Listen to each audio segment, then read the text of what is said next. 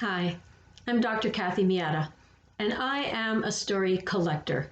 I love stories. I collect stories from all over the world. I've been collecting books for years and years and years. And I learn these stories and I remember these stories, and they are part of my heart. I love stories from the First Nations people. For example, the Anishinaabe tale of Nanabiju, the sleeping giant, or the Haudenosaunee story of the creation of the earth, which is on Turtle's Back. These stories are part of me. When I was raised, my parents and grandparents were from Scotland, so I heard stories about people who changed into seals and fairies and gnomes.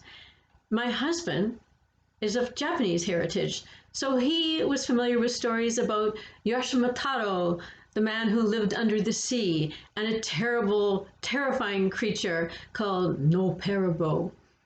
So when we had children, we told these stories to our children from both different cultures. And what I'm curious about is what your culture is. What is your heritage? Have you heard stories when you were growing up? Do these stories matter to you? Do you remember them? If you don't remember them, is there anyone you can ask? Can you ask a parent or a grandparent? Can you go to or talk to someone from the mosque or the synagogue and ask them to share these stories with you?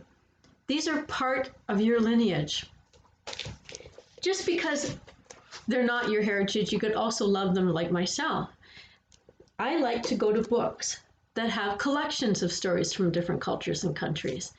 This wonderful collection, Bury My Bones, is Tales from Africa, where I can read stories from Ghana about Anansi, the man who can change into a spider.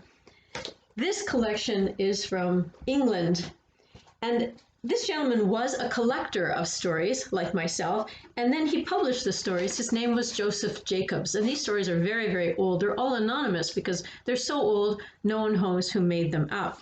And some of the stories in here are pretty frightening. The Brothers Grimm are from Germany, and they also collected stories all over Germany. They traveled around by horseback and listened to people's stories and put them in print so that they could be remembered for all times. All of these stories, Ireland, Scotland, India, Italy, they all have a history, and the history is part of us. And I'm hoping that you will go and find your history. And if it's not a story that interests you from your own heritage, then find a story from another heritage that does. And you don't have to have all the books like I have. I've provided you with many links with all kinds of wonderful collections online. And what I'd like you to do is start exploring these stories and share them.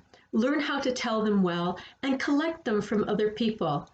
It's a great task, and it's something that will always be with you the rest of your life.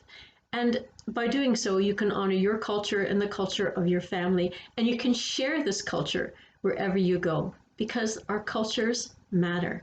They speak about who we are, what we believe, and what we love. So go and find your stories and share them wherever you can. Good luck.